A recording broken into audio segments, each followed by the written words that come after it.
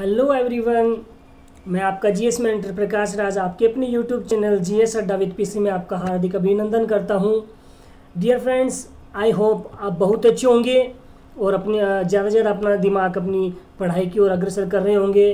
और मैं आपके लिए रोज़ाना इसी क्रम में general science important question series लेकर आता रहूँगा। आज हम बात करने वाले हैं सीरीज नंबर 18 के बारे में। इससे पहले आपसे एक छोटी सी गुजारिश करना चाहूँगा, डियर फ्रेंड्स, अगर मेरे द्वारा प्रोवाइड किया गया कंटेंट आपको अच्छा लगे तो आप वीडियो को ज़्यादा से ज़्यादा लाइक कीजिए, शेयर कीजिए और साथ में मेरे चैनल जीएस अड्डा विद पीसी को सब्सक्राइब जरूर करना विद बेल आइकन के साथ में, जिससे आपको आने वाले जितने भी नोटिफिकेशन हैं उनकी नोटिफिकेशन आपको मिल सके और आप अपने फिक्स एक निर्धारित समय सुबह 9 बजे इन क्लास को देखकर अपने जीएस नॉलेज को बढ़ा सकें।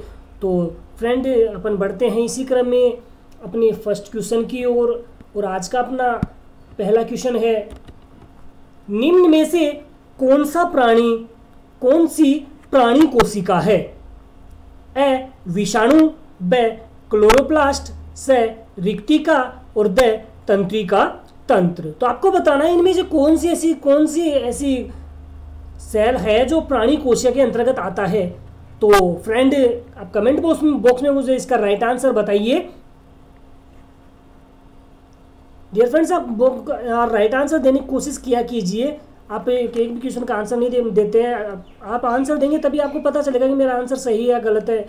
तो फ्रेंड, देखिए राइट आंसर की बात कर लेते हैं। इसका राइट आंसर होगा ऑप्शन द तंत्रिका तंत्र। यानी कि तंत्रिका तंत्र वह कोशिका है जो प्राणी कोशिका के अंदर पाई जाती है। इसके अलावा क्लोरोप्लास्ट है, रिक्तिका है, ये उसमें पादप कोशिका में पाई जाती है। और विषाणु एक वायरस होता है जो विभिन्न प्रकार के रोगों को जन्म देता है। अब बात कर लेते हैं अपन इनके बारे में डिटेल से जानने के। सबसे पहले अपन जाने विषाणु के बारे में।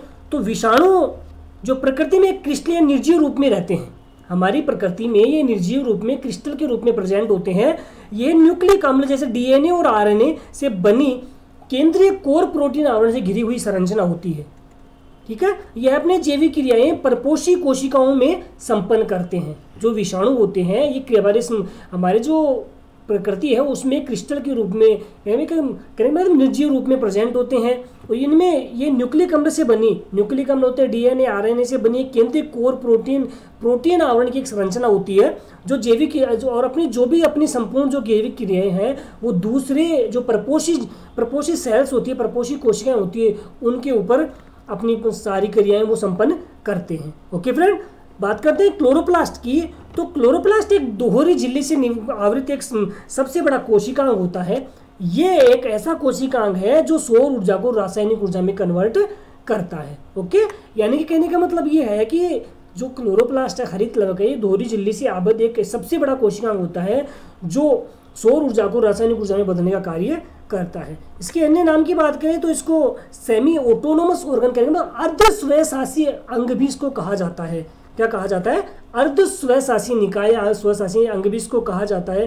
क्वेश्चन आपसे पुटअप किया जाए कि क्लोरोप्लास्ट को अन्य किस नाम से जाना जाता है, तो इसका अन्य नाम होता है अर्ध स्वशासी निकाय, जिसको अपन इंग्लिश में बोलते हैं सेमी ऑटोनोमस ऑर्गन। ओके, इसके कार्य की बात करें तो इसमें उपस्थित जो वर्णक क्लोरोफिल प्रेजेंट होता है वो प्रकाश संश्लेषण की क्रिया संपन्न करता है। ओके, और इसमें उपस्थित जो क्लोरोप्लास्ट में जो स्ट्रोमा पाए जाते हैं वो स्ट्रोमा अप्रकाशीय विक्रिया द्वारा संपन्न होते हैं। ओके, बात करें रिक्तिका की, तो रिक्तिका की सबसे पहले खोज की थी डुजार्डिन नामक वैज्ञानिक ने 1941 में। किसने की थी?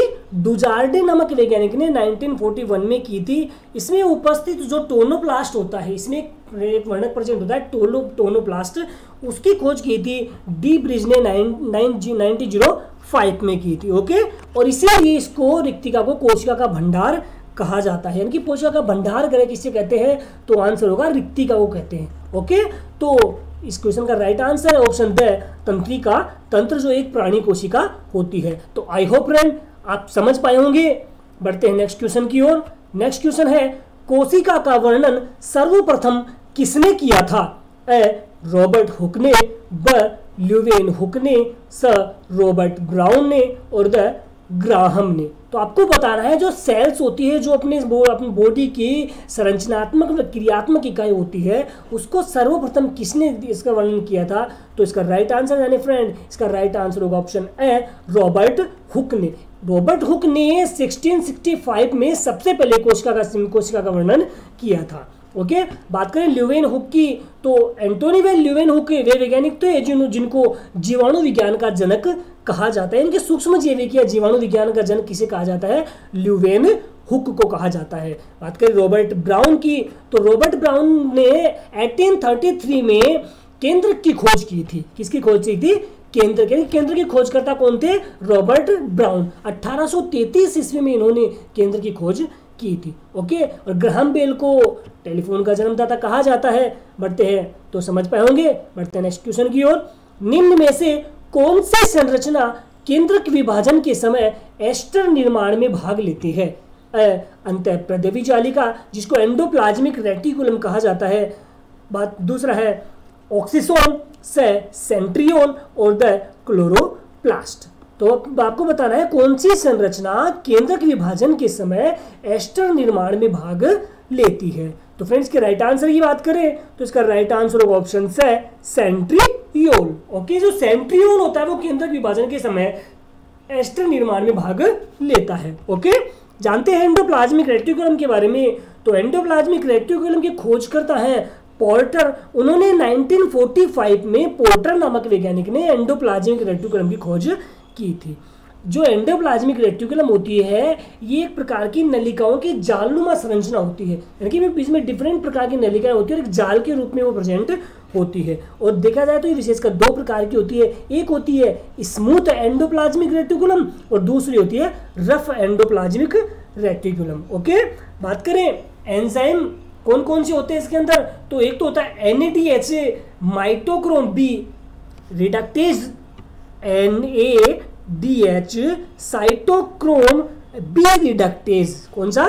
NADH साइटोक्रोम और बी रिडक्टेज। पहला एंजाइम ये होता है। दूसरा होता है NADH डाइफॉस्फेटेज, NADH डाइफॉस्फेटेज। एक होता है एटीपेज, एक होता है ग्लूकोज 6। यानी कि ये इतने प्रकार के एंजाइम किस में पाए जाते हैं? एंडोप्लाज्मिक रेटिकुलम में पाए जाते हैं। बात करें ऑक्सीसोम की, तो ऑक्सीसोम की खोज करता थे वॉन ब्रेडन। वॉन ब्रेडन ने सबसे पहले 1887 ईस्वी में सेंट्रियोल की खोज की थी। बात करें कार्य की, तो इसका कार्य होता है कोशिका विभाजन के समय तर्कु तंतुओं का निर्माण करना। ओके, क्लोरोप्लास्ट के बारे में मैंने अभी आपको जस्ट बताया कि जो क्लोरोप्लास्ट होता है वो एक दोहरी झिल्ली से आबद्ध संरचना होती है और ये एक हमारे शरीर का एक सबसे बड़ा आबद्ध कोशिका की दोहरी झिल्ली से आबद्ध सबसे बड़ा कोशिकांग होता है जो सौर ऊर्जा को रासायनिक ऊर्जा में कन्वर्ट करता है। और इसको कोशिका का भंडार ग्रह भी कहा जाता है। इसको अर्धस्वशासी निकाय के नाम से जाना जाता है। ओके फ्रेंड, बढ़ते हैं नेक्स्ट क्वेश्चन की ओर। लाइसोसोम को आत्मघाती थैला कहा जाता है क्योंकि इनमें, यानी कि आपको बताना है कि जो लाइसोसोम होता है उसको आत्मघाती थैला कहते हैं क्योंकि इनमें हाइड्रोलाइटिक एंजाइम पाए जाते हैं, फोटोसाइट्रिक एक्टिविटी फैगोसाइट्रिक एक्टिविटी होती है, इनमें एंजाइम एक्टिविटी होती है, इनमें श्वसन एंजाइम पाए जाते हैं। तो आपको बताना है जो लाइसोसोम को आत्मघाती थैला कहा जाता है तो इसको आत्मघाती थैला क्यों कहा जाता है? तो फ्रेंड्स का राइट आंसर होगा ऑप्शन ए, हाइड्रोलाइटिक एंजाइम पाए जाते हैं। यानी कि जो लाइसोसोम होता है कोशिकांग होता है लाइसोसोम, इसको आत्मघाती थैले कहते हैं क्योंकि इसके अंदर हाइड्रोलाइटिक एंजाइम प्रेजेंट होते हैं और इसी वजह से ये क्या करता है कि उन सभी को अपने एंजाइम को सारों को जो भी भोजन निर्माण की क्रिया करती है उन सबका लाइसोसोम अपनी थैली के अंदर आत्महत्या कर लेती है, यानी कि उनको मार डालती है, इसलिए आत्मघाती थैला कहा जाता है।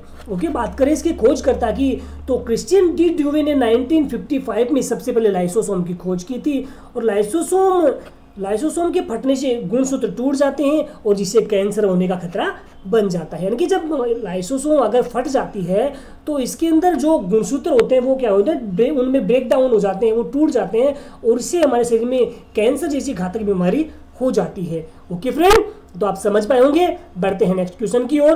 किस कोशिकांग में कैटाबोलिक एंजाइम अधिक होते हैं?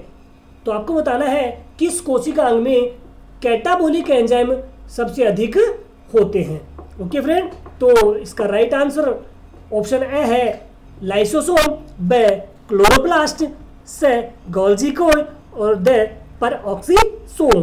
तो बताना है कि कोशिकाओं में कैटाबोलिक एंजाइम अधिक होते हैं, तो इसका राइट आंसर होगा ऑप्शन द पेरोक्सीसोम, यानी कि पेरोक्सीसोम में सबसे ज्यादा कैटाबोलिक एंजाइम प्रेजेंट होते हैं।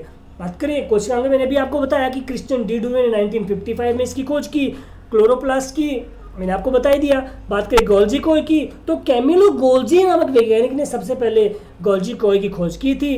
बात करें पेरोक्सीसोम की, तो टॉलबर्ट नामक वैज्ञानिक ने पेरोक्सीसोम की खोज की थी, टॉलबर्ट। ओके, तो आई होप सो फ्रेंड आप समझ पाए होंगे। बढ़ते हैं नेक्स्ट क्वेश्चन की ओर। प्लाज्मा झिल्ली की संरचना का यूनिट झिल्ली प्रतिरूप किसने प्रतिपादित किया था? डासन ने, ब डैनियल व डासन ने, से रॉबर्ट डासन ने और द मिचेल ने। तो आपको बताना है जो प्लाज्मा मेम्ब्रेन होती है उसकी संरचना के अंदर प्रेजेंट जो यूनिट मेम्ब्रेन होती है उसका प्रतिरूप सबसे पहले किसने प्रतिपादित किया था? तो इसका राइट आंसर होगा ऑप्शन से रॉबर्टसन, यानी कि रॉबर्टसन नामक वैज्ञानिक ने सबसे पहले प्लाज्मा झिल्ली के अंदर जो यूनिट मेम्ब्रेन होती है उसके बारे में डिटेल से एनालिसिस किया था। ओके फ्रेंड, बढ़ते हैं नेक्स्ट क्वेश्चन की ओर। प्लाज्मा झिल्ली का द्रव्य मोजेक सिद्धांत किसने प्रतिपादित किया था? ए हाफमैन ने, ब सिंगर व निकोलसन ने, से बारबरा मैकक्लिंटॉक ने, द डैन नियली ने। तो आपको बताना है प्लाज्मा मेम्ब्रेन का द्रव्य मोजेक मॉडल किसने दिया था? तो फ्रेंड इसका राइट आंसर होगा ऑप्शन ब सिंगर व निकोलसन ने, कि सिंगर व निकोलसन ने सबसे पहले प्लाज्मा झिल्ली का द्रव्य मोजेक मॉडल सिद्धांत दिया था। ओके फ्रेंड, बात करें अपन बारबरा मैकक्लिंटॉक की, तो इन्होंने जंपिंग जीन्स की खोज की थी, यानी कि कोशिका के अंदर जो जंपिंग जीन्स होते हैं उनकी खोज करने वाले वैज्ञानिक कौन थे? बारबरा मैकक्लिंटॉक। डैनियली की बात करें तो डैनियली ने परखनली में कोशिका का निर्माण किया था, यानी कि परखनली के अंदर कोशिका का निर्माण करने वाले कौन थे? डैनियली नामक वैज्ञानिक थे। ओके फ्रेंड, तो आई होप सो आप समझ पाए होंगे। बढ़ते हैं नेक्स्ट क्वेश्चन की ओर। समसूत्री विभाजन किन कोशिकाओं में होता है? कायिक कोशिकाओं में, ब जनन कोशिकाओं में, स परिपक्व कोशिकाओं में, द सभी कोशिकाओं में। तो इसका राइट आंसर होगा ऑप्शन ए कायिक कोशिकाओं में, यानी कि कायिक कोशिकाओं में हमेशा माइटोसिस की क्रिया संपन्न होती है, समसूत्री विभाजन की क्रिया संपन्न होती है। बढ़ते हैं नेक्स्ट क्वेश्चन की ओर। समसूत्री विभाजन की खोज किसने की थी? फार्मर व मुरे ने, ब वॉटसन ने, स फ्लेमिंग ने और द डाल्टन ने। तो माइटोसिस डिवीजन की खोज किसने की थी? तो इसका राइट आंसर होगा फ्रेंड ऑप्शन से फ्लेमिंग ने, कि फ्लेमिंग नामक वैज्ञानिक ने सबसे पहले माइटोसिस डिवीजन की खोज की थी। ओके, बात करें फार्मर व मुरे की, तो इन्होंने अर्धसूत्री विभाजन शब्द को सबसे पहले दिया था, जबकि मियोसिस जिसको अर्धसूत्री विभाजन कहते हैं उसकी खोजकर्ता कौन थे? स्ट्रासबर्गर थे। कौन थे? स्ट्रासबर्गर ने सबसे पहले अर्धसूत्री विभाजन की खोज की थी और इसको अर्धसूत्री शब्द नाम देने वाले थे फार्मर व मुरे। ओके, बात करें वॉटसन ने, तो वॉटसन ने डीएनए प्रतिरूप मॉडल को प्रतिपादित किया था। ओके फ्रेंड, बढ़ते हैं नेक्स्ट क्वेश्चन की ओर। ओपेरॉन संकल्पना किसने दी थी? जैकब मैनोड ने, स क्रिक ने, स मथाई ने और द नीरेनबर्ग ने। तो आपको बताना जो ओपेरॉन संकल्पना थी वो सबसे पहले किसने दी थी? तो इसका राइट आंसर होगा फ्रेंड ऑप्शन ए जैकब व मैनोड ने दी थी, यानी कि जैकब व मैनोड ने सबसे पहले ओपेरॉन संकल्पना प्रतिपादित की थी। बात करें अपन नीरेनबर्ग के बारे में जाने तो नीरेनबर्ग एक ऐसे जिन्होंने आनुवांशिक कूट का अध्ययन किया था, इसके अलावा जीन्स का कृत्रिम निर्माण करने वाले भी कौन थे? नीरेनबर्ग थे। ओके, तो आई होप सो फ्रेंड आप समझ पाए होंगे। बढ़ते हैं नेक्स्ट क्वेश्चन की ओर। किस भौतिक उपकरण के अल्पतमांक का मात्रक क्या है? यानी कोई भी भौतिक उपकरण है उसके अल्पतमांक का मान आपको बताना है। सेकेंड, ब मिलीमीटर, से घनसेमी और द उक्त कोई नहीं। तो इसका राइट आंसर होगा उक्त कोई नहीं, कि जो कोई भी भौतिक उपकरण उसके अल्पतमांक का मात्रक इनमें से कोई भी नहीं होता है। बढ़ते हैं नेक्स्ट क्वेश्चन की ओर। प्लांक स्थिरांक की विमाएं होती हैं ऊर्जा की, ब द्रव्यमान की, से पाउ आवृत्ति की और द कोणीय संवेग की। तो फ्रेंड आपको बताना है जो प्लांक स्थिरांक होता है उसकी विमाएं होती हैं किसकी होती हैं?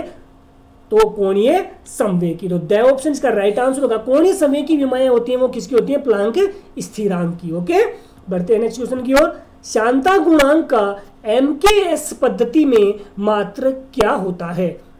मीटर इंटू सेकेंड ब किग्रा पर मीटर सेकेंड से मीटर पर किग्रा सेकेंड और द मीटर किग्रा सेकेंड। तो आपको बताना है जो शांता गुणांक है उसका मान क्या, MKS पद्धति में मात्रक क्या होता है? तो उसका राइट आंसर होगा ऑप्शन ब किग्रा पर मीटर सेकेंड, यानी कि किलोग्राम मीटर पर मीटर सेकेंड किसका मात्रक होता है? शांता गुणांक का MKS पद्धति में मात्रक होता है। ओके फ्रेंड, बढ़ते हैं नेक्स्ट क्वेश्चन की ओर। 1 मीटर में क्रिप्टॉन 36 की कितनी तरंगे होती हैं?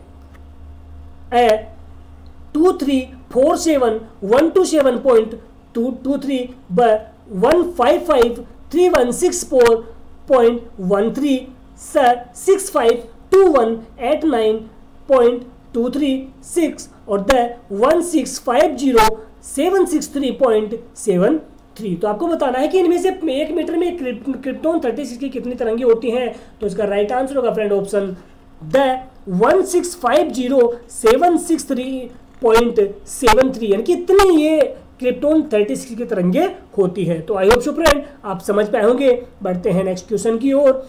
ऊर्जा व समय का गुणनफल एक्शन होता है। एक्शन यानी क्रिया का वी में सूत्र क्या होता है? यानी कि आपको बताना है कि जो ऊर्जा समय का गुणनफल क्रिया होती है, एक्शन होता है, उसका वी में सूत्र बताना है।